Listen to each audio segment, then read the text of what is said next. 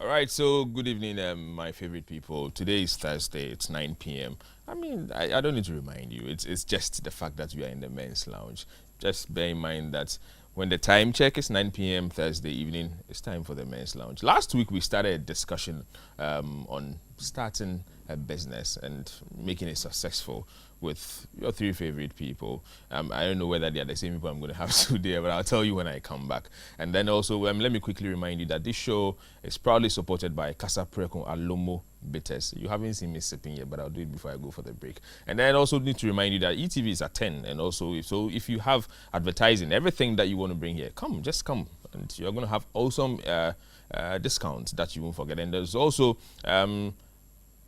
a promo that's going to happen soon. I'll give you more information when I'm back after my very first break. Please stay tuned and thank you for being part of my evening.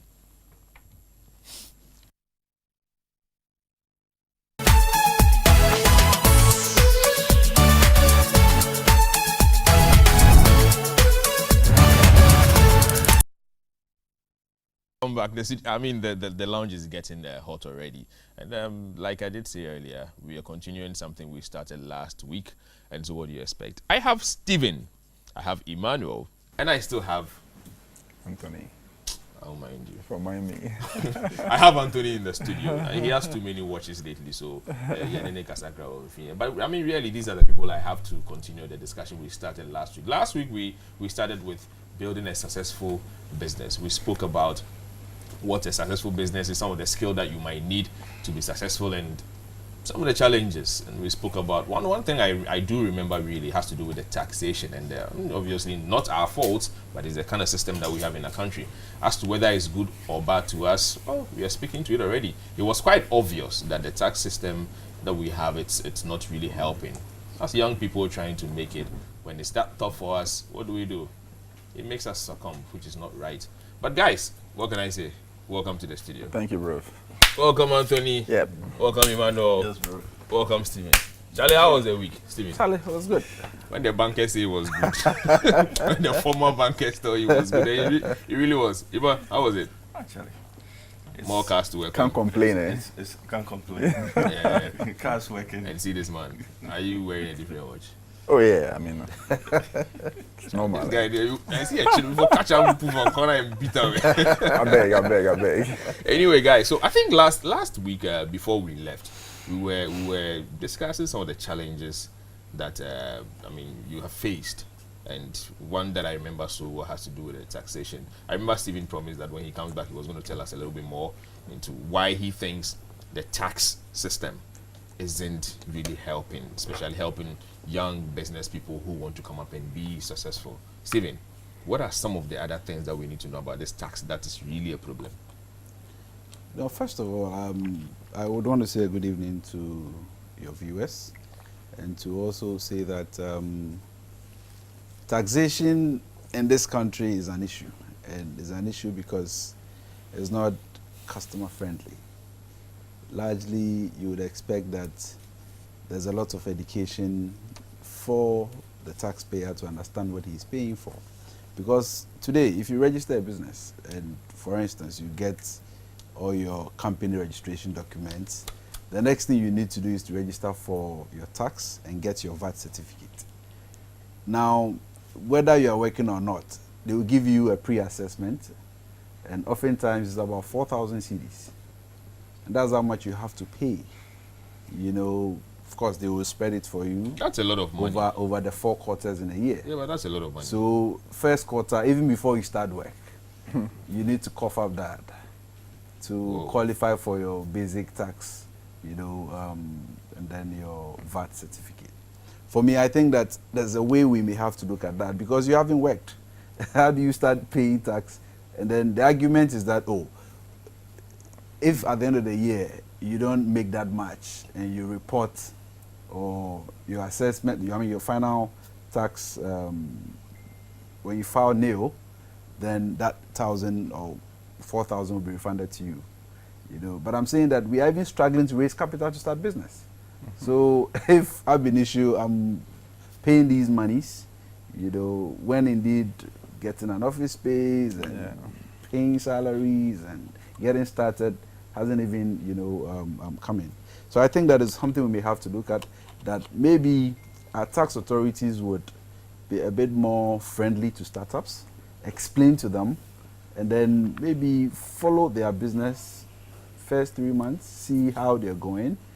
6 months maybe, you can begin to say, okay, can we go through your assessment? Can we establish whether you've made profit or not?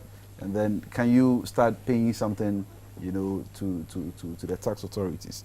I think that there has to be some engagement with startups for taxation purposes, because a lot of people, that's why people would rather evade, or, they would not even, and there are a lot of people who are doing that lately. They won't go for anything, and because they know their clients will not insist on these things, except for when you're going for government contracts or government businesses. So a lot of people, I'm sure, don't have it. But when we make it friendly and we educate them that you need to have it, because then tomorrow nobody will come after you. And trust me, tax is what we used to build our country. Yeah. So if all of us are not paying for taxes, then we don't have the right to demand for all those roads and infrastructure and all that we demand of our government. So yes, everybody should pay tax, but we should make it easy for us to pay. People should be made to know why they are paying the taxes, because already a lot of senior people who have been in business for so many years complain that they've been paying taxes for so many years. They don't see what government is using the money for. So rather, instead of making it look like we have a hostile relationship as a business and the tax authority, let's be more friendly. Let us understand, that okay, when you pay your taxes, like I said the other time, if we are able to even have proper assessment of the tax collections in a particular area, government can begin to give some concentration on maybe the roads in that area, the drains in that area, give it some upliftment. So people are encouraged. So they see that these are the fruits of my taxes, but we don't feel that. And I'm sure that is the next level GRA should be graduating us to, that we're going to have, so every district should be able to tell how much tax they generate. And then that will determine how much budget is allocated to you. That way people are going to set up, the various authorities in these areas would get to work, but when we don't have that kind of commensurate development to our tax, contribution, people are demoralized, and they will not be. And so you think in that regard, I mean, there should be that conversation. There should be a conversation to make the tax system friendly for startups. Well, I think it's one of the things we can take into key consideration. But you see, again, one of the things that bothers me right now is the fact that I feel that the reason why, or some of these challenges, may not necessarily be generic challenges that are there. How about the people, mismanaging whatever that they start up? You don't think some of these could be challenging to having a successful business?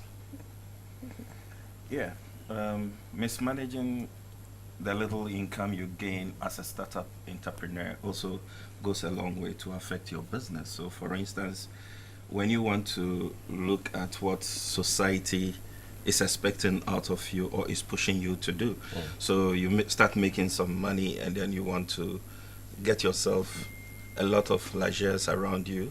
You want to get that car, you want to get that property, you want to get that. Forgetting about the business requires sustainability.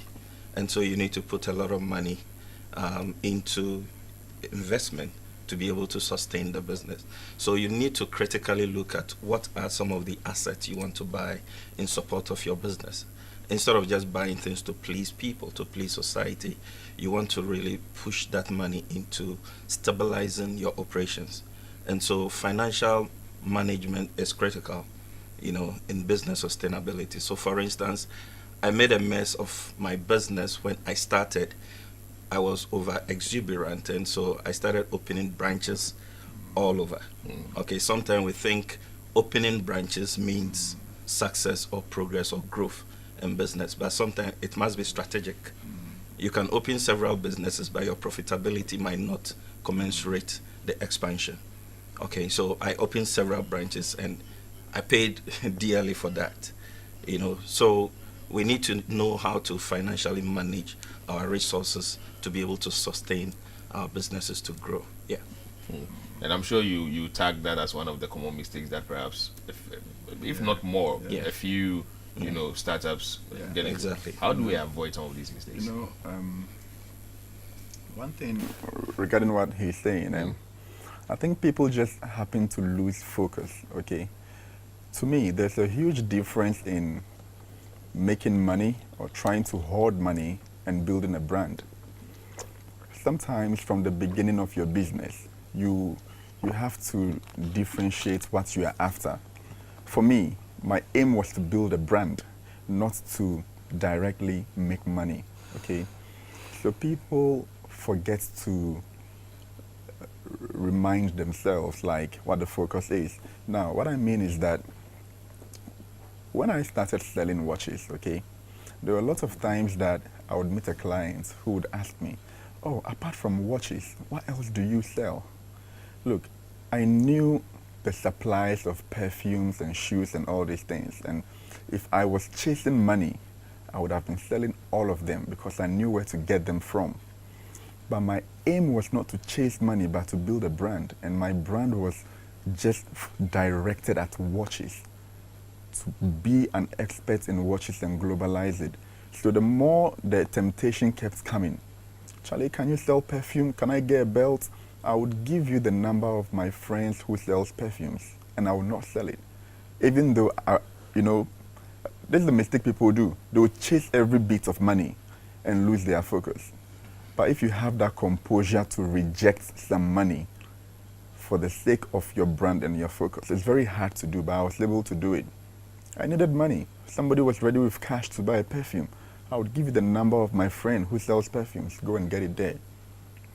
That's one thing that business people should always remember. From the beginning, be ready to put all your money back into the business, into yourself. I was selling watches, it was funny when I'm going to car parks to sell watches. That's when I wear the best of my suits and my shoes. And you think I'm going for some occasion, but I invested more into what I wear, how I look, just to sell watches at car parks, to hawk watches in a professional manner.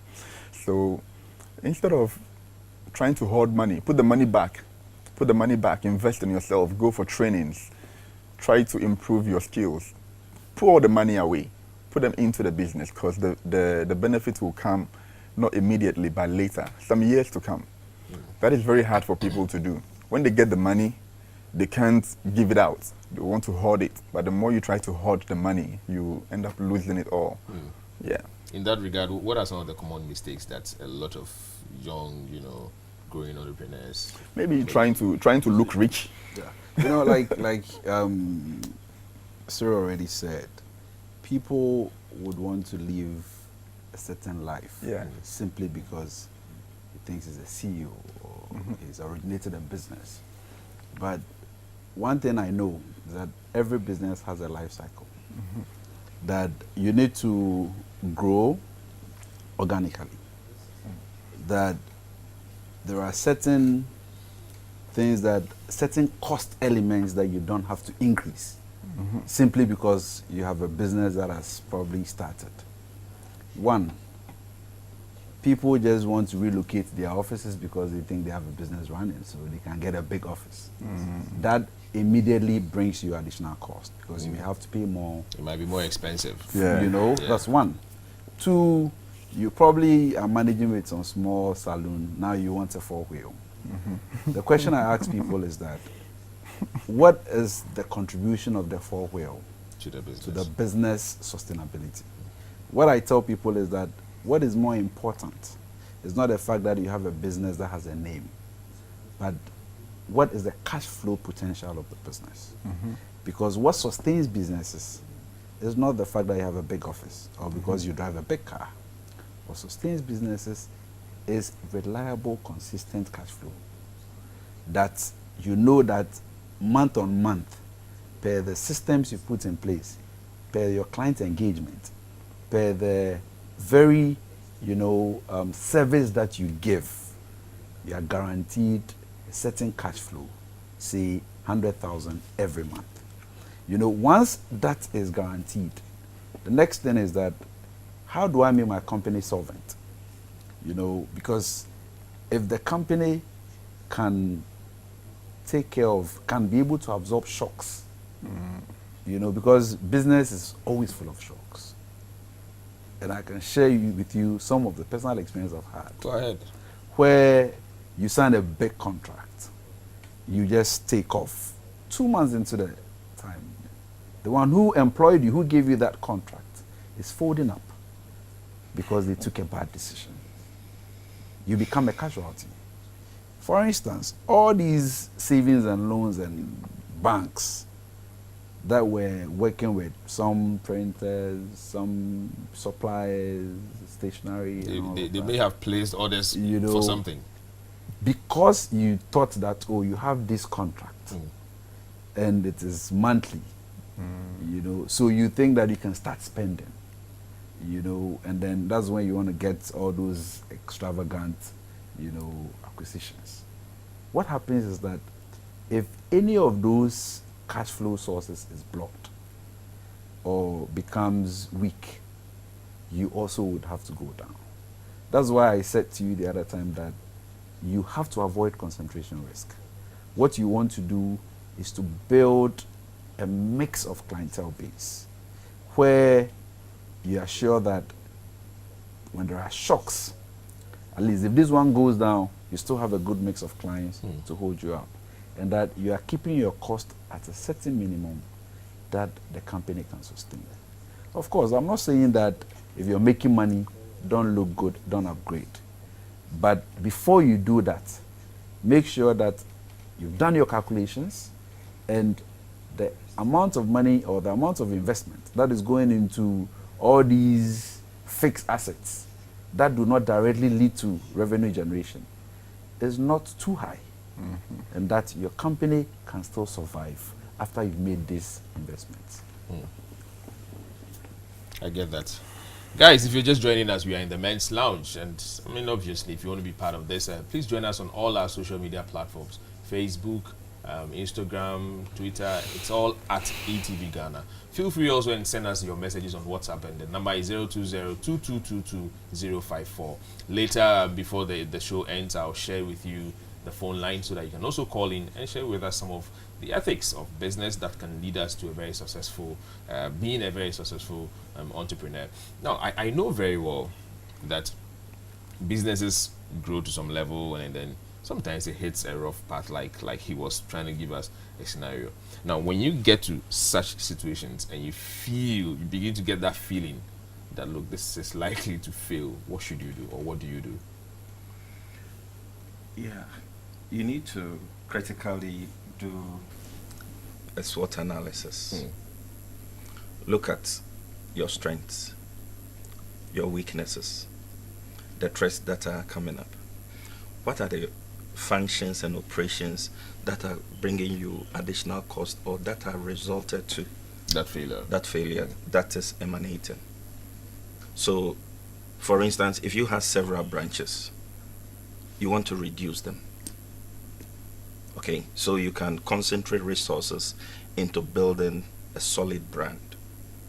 So like he was saying, you know, your brand is what will sell you and sustain your business. Because once that brand, usually the brand is not just the name. Brand is a constituent of all that makes the business and you. Your attributes, your values, your product, your credibility state. So once that name is mentioned, these are the constituents. So if you invest in building that brand, when you face such challenges, it sustains you, it keeps you. So sometimes people buy products based on the brand.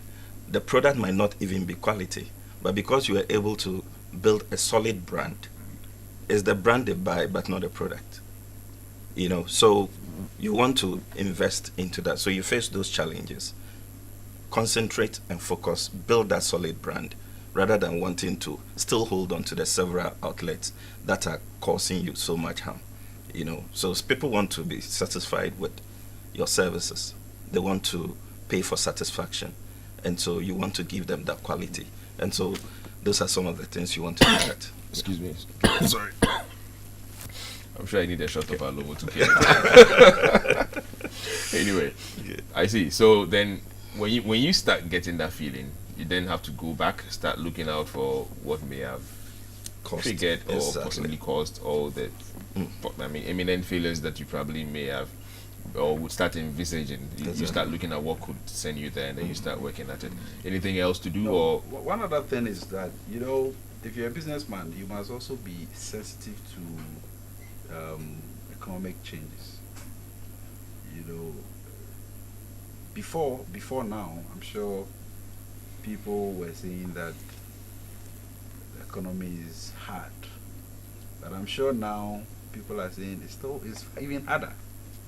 And that's because even at the time when you had all these banks operating and people having access to all sorts of financial assistance and all these service providers were all in business, one thing you're sure is that there was some amount of spending.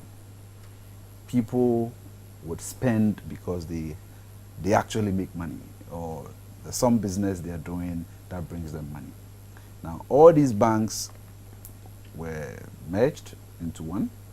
Savings and loans were closed down, microfinance were closed down. So the workers in all of these companies who hitherto were generating some revenue do no longer have that purchasing power. So their consumption certainly is going to go down.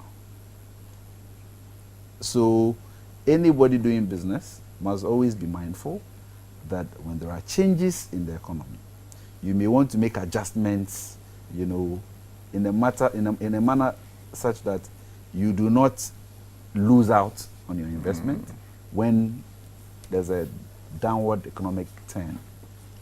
You know, so that's one of the things. You must be abreast with what is happening. You should always be listening to what is happening. You should be reading. Make sure you are within the system. You are following what the system is doing. Because one policy could kill your business. One change in policy can kill your business. You know, especially when you are probably operating in a very heavily regulated environment. You know, so clearly, until 2 years ago, when banks were being told to recapitalize or to increase capitalization from a 60 million cedis to $100 million, you know, I mean, you need to be prepared for some of these shocks. Because some banks could not meet the requirements, what happened? You had to close. They had to merge with other banks just so they could meet, you know, the requirements. So as a company, you must always be listening to, especially if you are regulated, what is the regulator's expectation? Where is the economy going? How do I prepare myself to be relevant in that future economy? You know, it's very important. Well, and so once you're able to identify that this is where it's coming from, you probably should also know where to tackle it from. Of course. Yeah. That's quite right. Yeah. You know, last week there was a question that came from, our social media page that I couldn't bring that in before we left, but it had to do with the capital bit of trying to start, you know, a business. And so the question was, if you're starting the business solo, is it advisable to try look for an investor? You know, to start, so like starting the business on another person's capital, like a loan, you know, sort of thing. Is it advisable? Let me take this one. I have tried, and I think I'm evidence to starting small. I believe in starting small so much. Most of the times, people have a good business idea. You know, you put together a proposal, and the passion that you have for the business.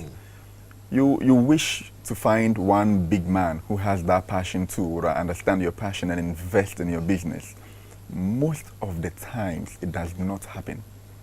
It doesn't? Most of the time, it will not happen. You could end up being frustrated, disappointed, making enemies, just because you are seeking this huge figure investment to blow your business up. In most cases, what would actually help your business in terms of funding, you may be looking for $100,000, but you end up actually growing your business on the 500 cedis that your friend will lend you, the 1,000 cedis that some family member can be able to lend you today or tomorrow. That's the small figures. You know, the small figures would actually help you quicker than trying hard to find some investor somewhere with big money to blow your business up. That is what I experienced. Started small. I had a business plan. I felt like I knew a lot of rich men to approach. I had countless meetings that led to nothing. And the sad part is when they can't help you, they start to avoid you, to dodge your calls. You get frustrated. But when you just understand that, you know, friend, boys can lend you some 100 cedis, 200 cedis.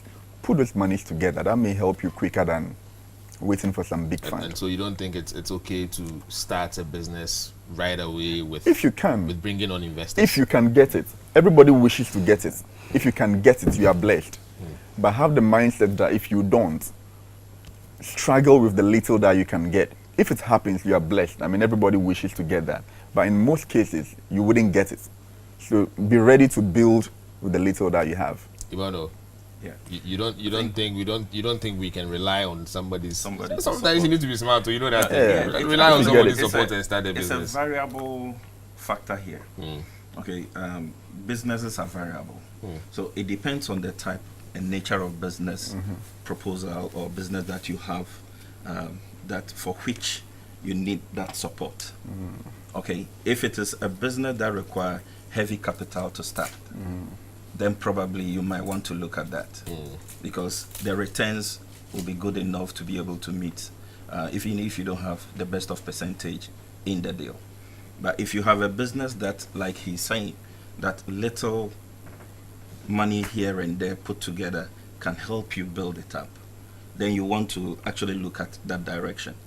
So for instance, the business I run, today it might look huge and capital intensive, but trust you me, I started cashless because I knew I couldn't have raised money from nowhere. I didn't have any collateral to approach the banks to give me a loan. Yeah. My family background was not that financially strong to be able to support me. Friends were nowhere to be found.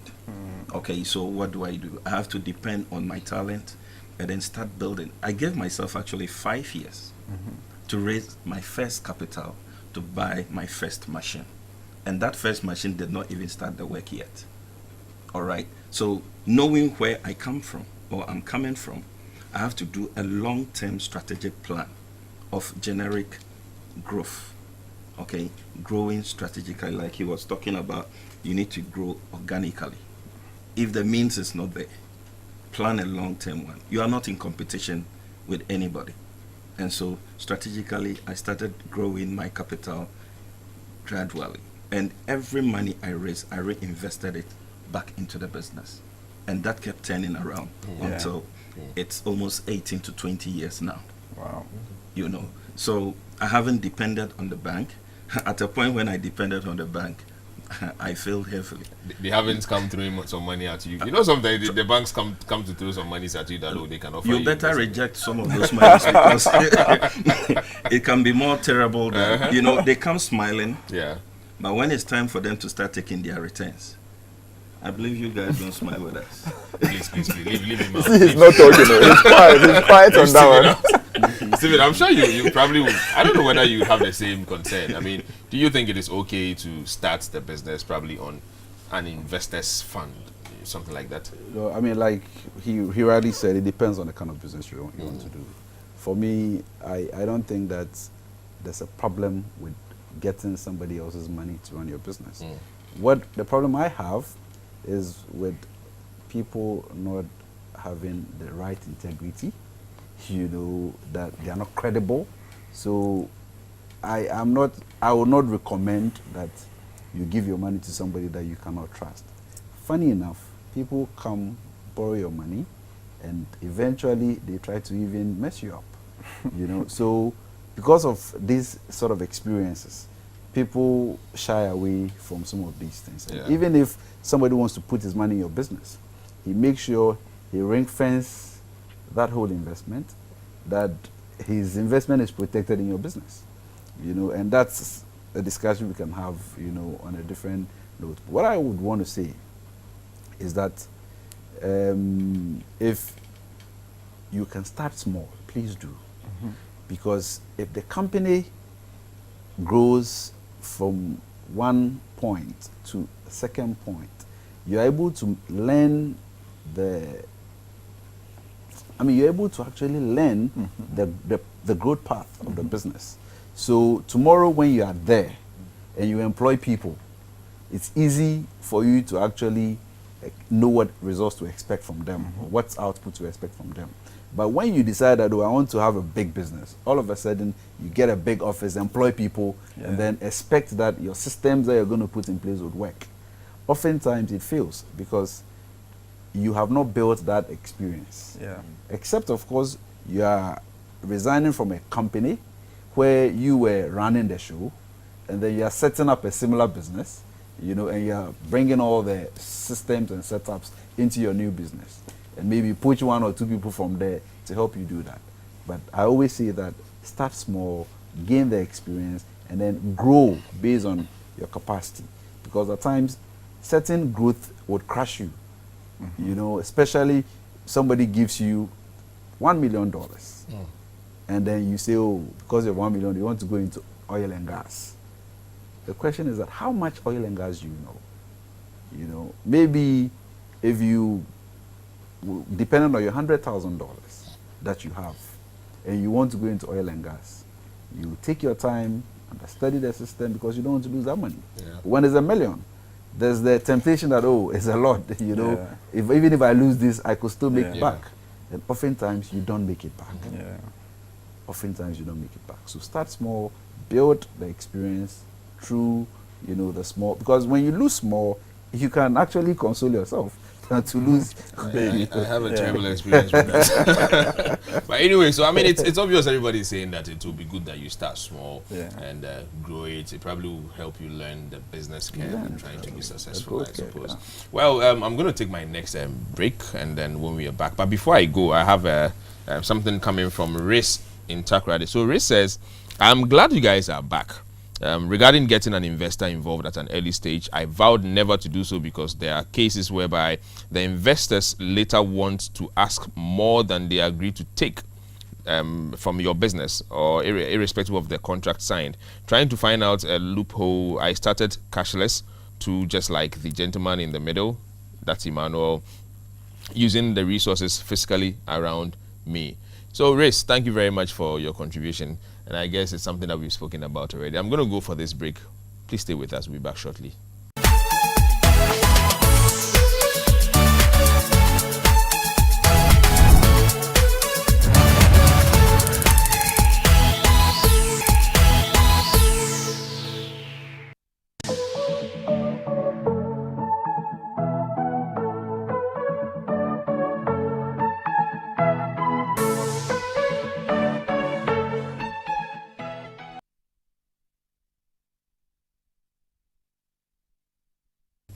All right, so welcome back. If you're just joining us, it's eTVGh. We are in the men's lounge. Let me just remind you that every Thursday we do this. We come to the lounge to discuss very pertinent issues that will help the young folks like us to grow up to become very responsible men. Also to remind you that this show is brought to you by Casa Prequa Lomo Bitters. Okay, I have mine. I was hoping he hasn't drank it, so I still have it. So before we left, I think Stephen, you were telling us about. I mean, you were on the floor before we left, and one of the things I need us to come back to, again, is trying to get an investor, because for me, you don't think sometimes it would be just fair to consult someone who probably may have been into that kind of business that you have, and also trying to involve the person as an investor into what you want to start? You don't think that can also help? You want me to take that? Yeah. Yes, I mean, like I said to you, it depends on the kind of business you want to do. I have always been an advocate of people coming together to form partnerships, to do business together. But one thing I've seen is that in this country, a lot of us don't trust ourselves. So it makes partnership very difficult. I've said on countless platforms that one of the things that would drive businesses from startups to big, companies is when we work in partnership. That 3 people come together, put their energy, their ideas, their resources to build a business. But beyond that, as the business becomes sustainable, what you want to do is to invite other people to own a part of the business. And that's how come Nigerian businesses are doing well, because they believe in the stock market. Thankfully, in Ghana, we've also launched the alternative stock market, where you don't need to be having a certain balance sheet to list, you know, and you have these stockbrokers who actually bring in investors to invest in your business. Once you do that, you see, Ghanaians are too clingy. They want to own the business alone. But what happens when you're no longer there? You know, a lot of people think that, oh, once I'm doing well, I'm going to hand over or bequeath my business to my children. But oftentimes, these children actually are not interested in what you're doing. So just when you leave or you become unable to run the business, it begins to fold up. You know, but if you listed on the stock exchange and got a lot of people to invest, and the business is no longer being run by just you, but by, you know, competent people, because you need to file your returns to stock market and you must be showing great profitability and all of that. What happens is that the company is able to live beyond you. You know, so what most of these Nigerians will do is that he owns 100% from the start. He builds it to a point, sells off 60% to, you know, the public. Keeps the 40 and still makes himself the board chairman, because he will still may have majority share. You understand? And then the others, you bring in a lot of other, you know, people. That's so obvious that he doesn't offload the 60 to one person. Yeah, of course. It's about 3 or 4 people. No. Once you list on the stock exchange, you get a lot of people buying, you know. So what happens is you get the business being run professionally. Because you need to actually report, you know, every quarter, and then you also want your share price to go up. So you want to put strong figures to attract a lot of investors. What happens is that the company is able to, like Fanmok, is lived for so many years. Maybe we don't even know who the founder was when he died, but the company has lived beyond that. You talk of Nestle, talk of Bolloré. So the question is, why can't Ghanaian businesses live beyond the founders? It's because we are clean. We want to be the sole owners. You understand? But the world has moved. You know, let other people have a share in your business. You know, and then let the business grow, survive, so that you can give the shares to your child when you are no longer there. Your child doesn't have to work in the company. No. It will still be run well. When you even offload about 60% to even a single person, what you want to even look at the returns. If your returns becomes higher than when you were managing it alone, you still will be making good money. You get it. So it is just like this. Someone once said that having a pound of an elephant meat as against having one full fowl. Which one would you go for? That's deep, eh? The issue of investment too, the issue of investment. Most of the times we are only focusing on cash being investment. That is a big mistake that people do. People could invest in your business in different ways, not just cash. You know, there are a couple of times I sit in a gathering and then we take a picture. Somebody will be like, oh, but these guys are not wearing your watch. They are not supporting your... You don't know the counsel I left there with, what they invested into me, not by buying a watch from me. People could give you connections here, there. That is worth way more than any amount they would have given you. So let's broaden our perspective when it comes to investment. Like new businesses should not only focus on asking for money. One thing that I do, I was sharing with my friends here, that when I know successful people, I try to get close to them and I don't ask them for money. I only create a relationship where they open their doors to me to come for counsel. And this has helped me. A lot of times I leave their office.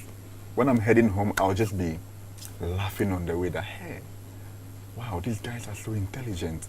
I was feeling like I was finding pieces of the puzzle just by talking to them. And they entertained me because I don't come to them asking them for money. These successful people, most of the times they have people bombarding them left and right with cash, you know. So when you are different, they embrace you. So let's open our minds. It's not just about asking for money, investment, money. No, people could direct you in ways that money would not be able to. Yeah, just to add on to that, you see, one of the things we downplay as a people is the network. Yeah. We need to understand that network is a key resource to entrepreneurship. That today I get my classmates from secondary school, mates from the university, calling to say, "Oh, Charlie, I need you to do this for me." Or it's okay, call my team, they will take their job and get it done. You know, these relationships we picked up growing up are your first network. But you also need to deliberately go out there to network. Because these people you meet, like he said, could just be, you know, an opportunity, you know, person who could just recommend you to somebody. Yeah. He could just make a call for you. Yeah. You know, or he could just say something to you that would change Exactly. your perspective. Yeah. And I think also that as young people who want to go into entrepreneurship, we should do a bit of research. We should read around the things we want to do. That is an investment into what you want to do. People discount that. But understanding the business, what you're going to do, is a very key investment that you need to make. You know, because yes, you saw somebody do, you want to do it. Like he's selling watches. You also want to sell watches. But you may not know how much time he invested in reading about the top brands in the world and how they started, the cues he picked from it. You know, so you don't just see it and think that it's easy, you want to do it. Spend some time, understand the industry, understand the business, understand the market, you know, and even do your own cash flow projections, you know, and then give yourself targets and begin to follow through the targets, however small your business is. And trust me, once you have measurable targets and you are measuring yourself month on month, you will begin to see progress. Well, so set targets for yourself, measure yourself month on month, and I'm sure the progress will start trickling in. Let me just remind you that today is World Diabetes Day, and when it comes to diabetes, I'm sure you and I would dread that happen, or that coming to anyone, because nobody wants to be diabetic. It comes with a whole lot of issues, especially as we are men. Stephen doesn't want to have anything to do with that. I'm very much aware. Neither does Emmanuel or maybe Tony has an idea. But anyway, I mean, it's just to remind you that today is World Diabetes Day. Stay away from all the things that will get you diabetic, because it's very important that you stay alive, keep live, and keep it for your family and yourself. Your future is very important for posterity's sake. So let's come back to the fact that we have spoken, and most of the things we have said, clientele, relationship, networking, clientele. So my question is, what are some of the effective ways we can cultivate a very good client system? One thing you know, when I started my business, when you start a new business and the passion is new, the hunger is there, there are a lot of times that somebody would call at a very odd hour asking for a wristwatch, like 11:30 p.m. And I'm like, are you in Ghana? Like, yeah, I'm in Ghana. I'm around Circle or here or there, and I need the watch like right now. I would often go and make a delivery very late in the night and come back home. And the business starts growing. You feel like you're getting more clients. The business, you're getting a little comfortable. If you're not careful, you could slide into that comfort zone without even knowing it. You're getting a little comfortable. Then suddenly, somebody makes an order at 9 p.m. And then you say, oh, we close at 7.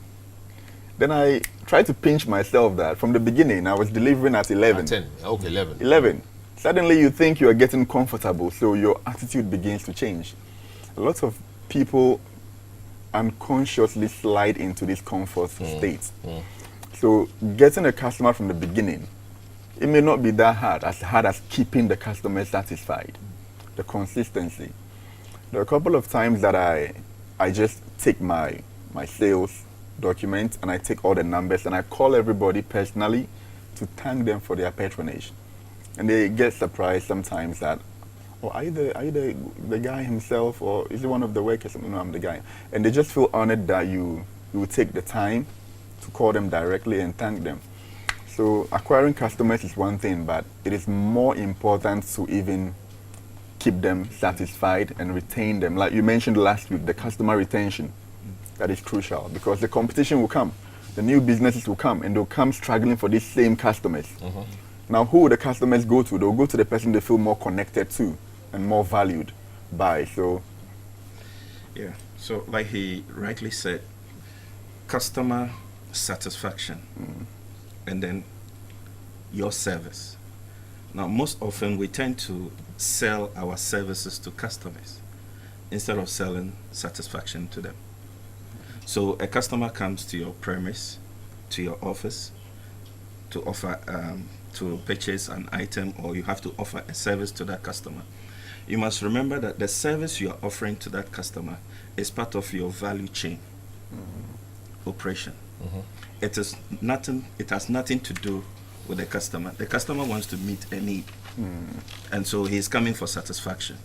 So you need to give the customer satisfaction, and he needs to pay for that satisfaction.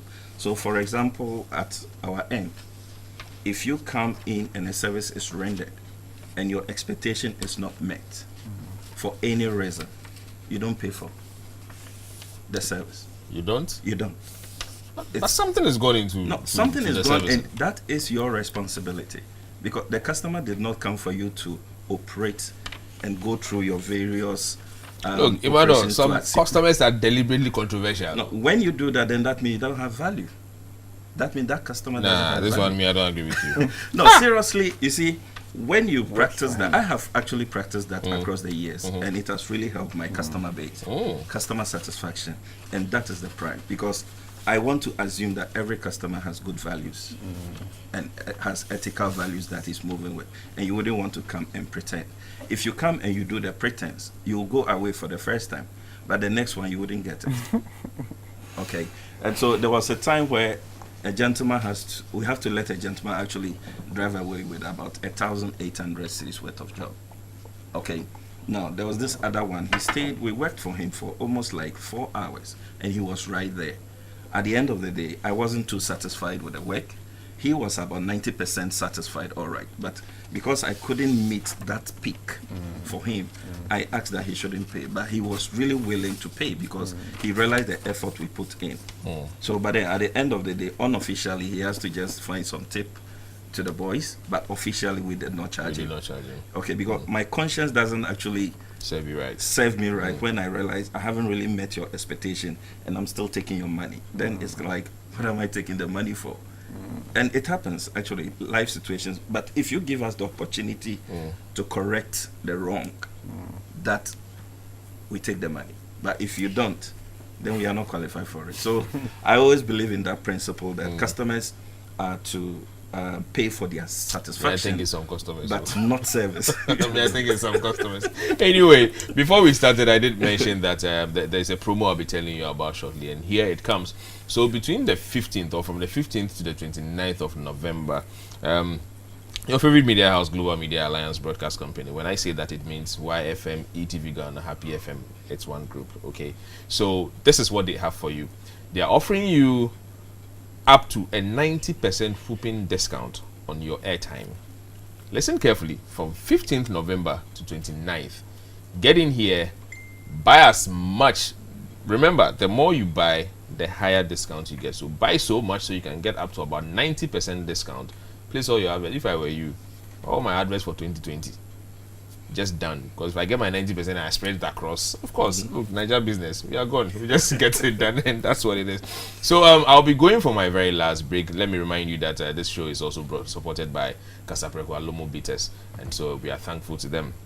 When I'm back from the break, I'll open the phone lines, and the line is 0555-657278. When I'm back, we'll pick the calls. Please send in your messages as well, and then we'll do well to read them. Please stay tuned.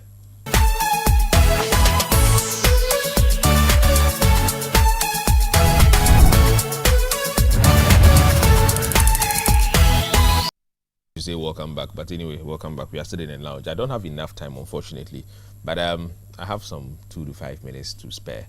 So my phone lines are open. You can give us a call, 0555-657278, and we'll speak with you. The WhatsApp number is also still there. It's 020 2222054.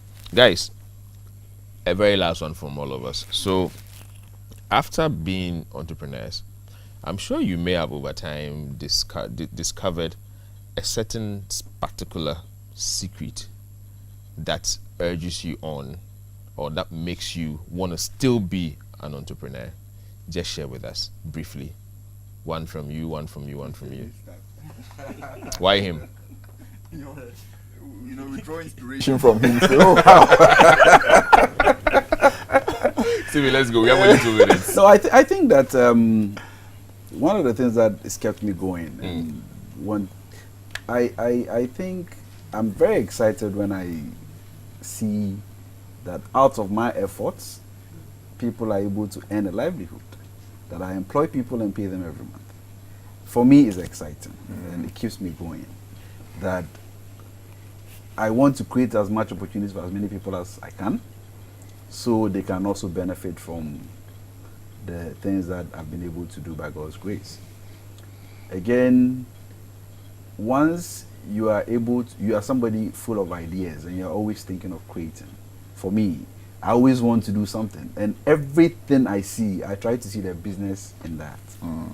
So every discussion, I could see something, I'm like, okay, this is the business we can do here. So that's what keeps me going, you know, that it's easy to identify a business model. And one thing I do with some of the things I want to do is that I find the people with the right expertise, and then I partner them, invest, and then I ask them to run. But of course, I keep, you know, a constant interest in that business. Nice one. Ivano. Good. What drives me most is there's this perception in our society about people who go through technical vocational schools and who are unable to really do good jobs, or who are intelligently deficient. We perceive them as such, and works within the informal sector. That doesn't seem to match up with the corporate environment. And so I get excited that value addition to work can really leverage some of these informal sector businesses to move on. And I'm in that process and gaining grounds, and I think that's one of the greatest things I'm really excited about. Anthony. yeah, so for me, what keeps me going is the fact that I have so much belief in Africa. Okay, I believe that we are so talented, we are hardworking, but people just need direction. So we have so much here that we can really work on. So it gives me satisfaction when I see young people referring to me as an inspiration because they've seen where I started from and what I am doing. It keeps me going. I want to inspire as many people as possible, and if each of us inspire one more person, then we'll be causing a revolution in Africa, and we'll be able to direct each other, work together, and then bring our full potentials out. So the inspiration part of it, moving as many people along with myself as possible, I believe that we can change the narrative and make Africa great. Well, guys, the CEOs have spoken, and I'm also going to speak now. For me, all I have to tell you is that between 15th and 29th of November, look, I'm not kidding. Your favorite global media alliance broadcasting company presents the Black Friday promo. Okay, book and pay your airtime slots on YFM, Happy FM, and eTV from 15th to 29th November 2019, and enjoy up to a whooping 90% discount. I repeat, 90% discount. You heard me right. It's up to 90. So remember, the more airtime you buy, the more discount you enjoy for bookings. Call 050 45 24440. Again, 05045244440 or 0247416839. Make sure you call these numbers and you will get up to 90% discount. This is all that time can allow us for this evening. I'm sure we'll be back next week with another episode of the Men's Lounge. Priska Taylor, we have seen your message. We'll do well to give you some response on our social media page so that you have all the response that you want. If you joined us this evening, we are grateful for your time today, and we thank you for being part of the show. Next week, we'll be back. When I'm back, I'll tell you a lot of things. Good night.